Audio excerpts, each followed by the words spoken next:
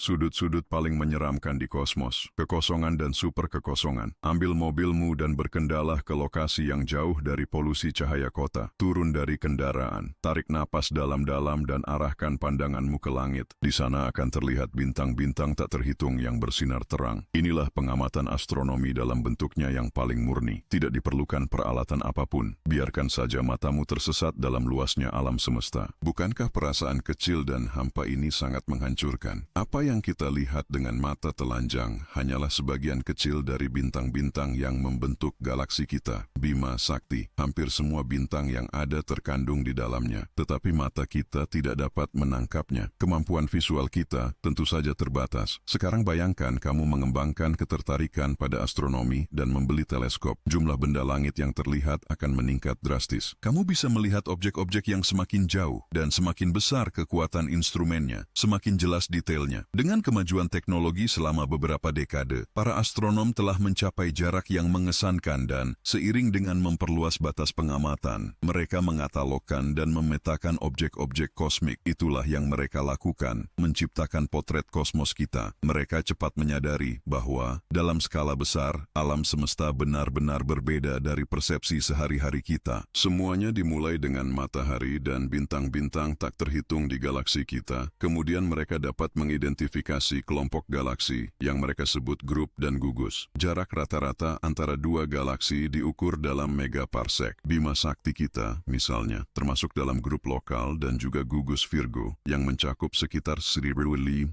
galaksi, termasuk Andromeda dan M47, dengan seluruh gugus Virgo menjadi inti dari yang disebut super gugus Virgo. Inilah arsitektur kosmik yang megah yang membentuk alam semesta kita. Formasi yang sangat besar dan kolosal ini disebut filamen, mewakili struktur terbesar yang pernah diidentifikasi di kosmos. Namun, seiring para astronom menyelidiki lebih dalam, mereka menemukan wilayah-wilayah luas yang kosong. Ikuti video ini untuk memahami sifat dan asal-usulnya. Yang disebut kekosongan kosmik merujuk pada ruang yang sangat luas, yang memisahkan struktur-struktur besar alam semesta, filamen. Di wilayah ini, keberadaan galaksi sangat langka atau bahkan tidak ada sama sekali. Namun, ini tidak berarti sama sekali tidak ada benda langit seperti bintang, planet, atau komet. Sebenarnya, istilah kekosongan bisa dianggap sedikit menyesatkan. Area-area ini tidak benar-benar kosong, melainkan memiliki kepadatan materi yang jauh lebih rendah, hanya menyimpan sekitar 10%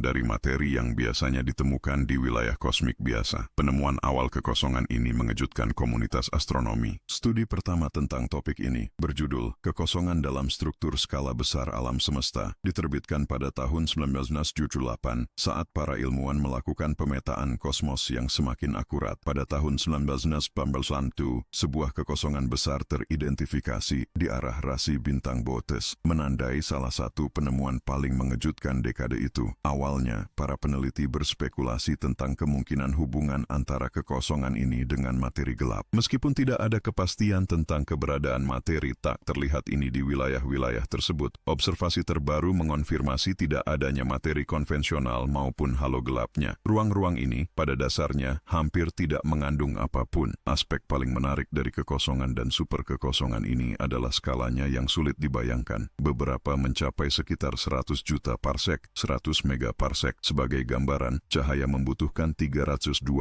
juta tahun untuk menempuh jarak sejauh itu. Di lingkungan kosmik kita, dalam supergugus Virgo, terdapat sebuah kekosongan sekitar 60 megaparsec dengan grup lokal galaksi kita terletak di tepinya. Selain itu, studi menunjukkan bahwa galaksi-galaksi mengalami semacam tolakan oleh kekosongan kosmik. Salah satu contohnya adalah galaksi Katai S49236 yang terletak di dalam salah satu kekosongan ini, tetapi menunjukkan pergerakan menuju tepinya. Demikian pula, Bima Sakti tampaknya didorong menjauh dari kekosongan lokal dengan kecepatan 240 km/s. Lebih lanjut, kita akan menjelajahi kekosongan-kekosongan signifikan dan terkenal lainnya di alam semesta kita. Namun sebelumnya, apa yang diungkapkan sains tentang mereka? Teori yang paling diterima menyatakan bahwa kekosongan muncul dari osilasi akustik baryon selama Big Bang. Dengan kata lain, mereka adalah wilayah-wilayah di mana materi baryonik setelah terkonsentrasi mengalami keruntuhan dan kemudian mengembang. Hipotesis yang dominan adalah bahwa ketidakteraturan kecil di alam semesta awal membesar seiring waktu. Area-area dengan kepadatan materi yang lebih tinggi menyerah pada gaya gravitasi, membentuk selang selama miliaran tahun, struktur jaringan kosmik yang kita kenal sekarang, sebuah jaring filamen galaksi yang diselingi oleh kekosongan-kekosongan luas. Meski demikian, kosmolog terus mencari jawaban tentang bagaimana wilayah-wilayah kosong yang sangat besar ini tetap bertahan. Namun, simulasi di superkomputer menunjukkan bahwa kekosongan yang lebih kecil, jauh lebih banyak jumlahnya di kosmos, muncul ketika galaksi-galaksi saling tarik-menarik oleh gravitasi. Gerakan ini mengosongkan area di sekitarnya dan, karena efeknya saling memperkuat, dapat menghasilkan kekosongan yang semakin luas. Dengan demikian, dari sudut pandang puitis, kita bisa mengatakan bahwa kekosongan lahir dari kegagalan. Bahkan Big Bang tidak dimulai dengan sempurna. Alam semesta sudah membawa asimetrinya. Distribusi materi, misalnya, tidak seragam. Variasi kepadatan yang sangat kecil, ketidaksempurnaan ini, melahirkan filamen dan kekosongan yang kita amati sekarang. Di beberapa titik materi terkumpul, di titik lainnya menjadi renggang. Selesai. Pertanyaan utamanya adalah, mengapa keadaan seperti ini? Kami masih mencari jawaban. Tetapi reaksi awal saya adalah, mengapa tidak? Mengapa berasumsi bahwa alam semesta yang luas ini harus sepenuhnya seragam? Para peneliti berdedikasi keras untuk mengungkap misteri ini. Karena kekosongan kosmik tampaknya memiliki kaitan dengan radiasi latar belakang alam semesta, para astronom memfokuskan upaya yang signifikan untuk mempelajarinya. Wilayah-wilayah kosong ini sangat relevan karena memberikan petunjuk nyata tentang keberadaan energi gelap. Faktanya, keberadaan kekosongan terbesar yang diketahui bersamaan dengan gugusan galaksi menunjukkan bahwa sekitar 70% alam semesta terdiri dari energi misterius ini. Saat ini, kekosongan berfungsi seperti gelembung kosmik, struktur dinamis yang berkembang seiring dengan perluasan alam semesta. Menganalisis transformasinya seiring waktu memungkinkan pengujian model kosmologis yang berangkat dari prinsip ekspansi yang dipercepat, didorong oleh energi gelap. Kami telah mengumpulkan pengetahuan yang cukup besar tentang kekosongan ini. Mari kita lihat contoh-contoh yang paling mencolok. Yang pertama adalah kekosongan Boötes, diidentifikasi pada tahun 1941 oleh astronom Robert Kirshner dan kelompok penelitiannya. Dikenal sesekali sebagai kekosongan besar, wilayah kosmos berbentuk bola yang sangat besar ini mengandung sangat sedikit galaksi. Terletak sekitar 700 juta tahun cahaya dari bumi, dekat rasi bintang Boötes yang memberinya nama. Fenomena ini awalnya dijelaskan dalam makalah penting berjudul Sebuah Kekosongan Sebesar 1 Juta Megaparsec Kubik di Boötes. Sampai saat ini, ia tetap menjadi kekosongan terbesar yang diketahui di alam semesta. Segera setelah penemuannya, para ilmuwan menyadari kepadatannya yang sangat rendah. Dalam pengamatan awal, hanya 8 galaksi yang terdeteksi di seluruh wilayahnya. Studi lanjutan meningkatkan jumlah ini menjadi 60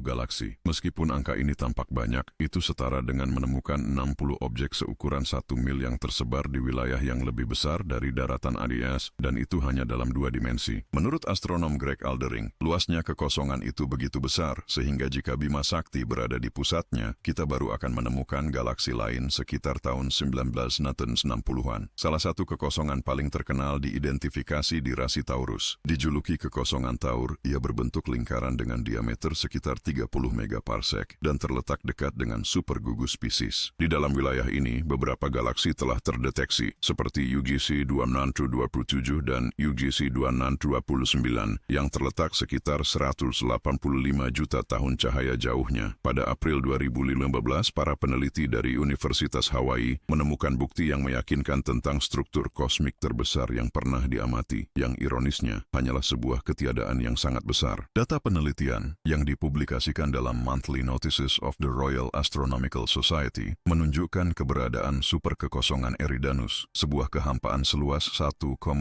miliar tahun cahaya yang terletak sekitar 3 miliar tahun cahaya dari galaksi kita. Tapi ini memunculkan pertanyaan. Relativitas umum telah terbukti sangat akurat dalam skala yang lebih kecil, bahkan hingga dimensi kosmos yang lebih luas. Namun, mungkinkah ia memiliki kelemahan dalam proporsi yang benar-benar kolosal? Sebelum kami ungkap jawabannya, jangan lupa untuk menilai video ini dengan like atau dislike. Itu membantu kami berkembang dan menghasilkan konten yang semakin baik untuk Anda, penonton kami. Oh, dan ingatlah untuk mengaktifkan notifikasi dengan mengeklik bel agar Anda tidak ketinggalan video mingguan kami. Dan jawabannya adalah hanya waktu yang akan memberitahu. Para kosmolog menafsirkan alam semesta berdasarkan parameter fundamental seperti konstanta Hubble dan kepadatan energi materi. Konstanta Hubble misalnya dihitung berdasarkan hubungan antara kecepatan ekspansi kosmik dan radius skalar kelengkungan alam semesta. Parameter-parameter ini sangat dipengaruhi oleh geometri kosmos kita. Dengan kata lain, seperti yang ditunjukkan Einstein, kelengkungan melingkupi segala sesuatu yang bisa kita bayangkan. Dalam beberapa hal, variasi dalam konstanta Hubble di era kita menunjukkan laju ekspansi alam semesta yang berbeda, yang juga mendefinisikan ulang pemahaman kita tentang jarak. Mengubah konstanta Hubble memiliki kekuatan untuk mengerutkan atau melebarkan alam semesta. Sementara itu, parameter percepatan mengungkap detail tentang ekspansi yang semakin cepat, yang erat kaitannya dengan kepadatan massa kosmos. Intuitif, alam semesta yang lebih masif akan memiliki percepatan yang lebih rendah. Jika itu bisa menjelaskan, bayangkan dua batu, satu kecil dan satu besar. Untuk mendorongnya sejauh 1 meter, Anda perlu memberikan lebih banyak gaya pada batu besar karena masanya. Parameter-parameter ini sangat sensitif karena menghubungkan sifat-sifat dinamis alam semesta dengan karakteristik geometrisnya. Konstanta Hubble yang tinggi tidak hanya berarti kecepatan ekspansi yang lebih besar, tetapi juga memengaruhi pengukuran jarak. Dan ketika kita berbicara tentang kekosongan kosmik, muncul tantangan signifikan. Di dalamnya, parameter-parameter ini tampak berperilaku sangat berbeda. Pemahaman kita tentang alam semesta dipertanyakan, memaksa kita untuk mengevaluasi kembali tidak hanya fisika, tetapi juga geometri dan struktur dasarnya. Kekosongan dan superkekosongan tampak mengikuti aturan kosmologis yang berbeda dari alam semesta konvensional. Itulah mengapa menguji model kekosongan dapat dilakukan dengan presisi ekstrem, membawa penemuan revolusioner tentang wilayah-wilayah kosmos yang penuh teka-teki ini. Selain itu, beberapa teori menghubungkan keberadaan superkekosongan dengan anomali dalam peta radiasi latar belakang kosmik, di mana area yang lebih panas atau lebih dingin menonjol. Wilayah yang paling luas dan dingin dikenal sebagai bintik dingin. Peta RCF, radiasi kosmik latar, menangkap cahaya yang berasal dari batas alam semesta yang teramati, terletak sekitar 13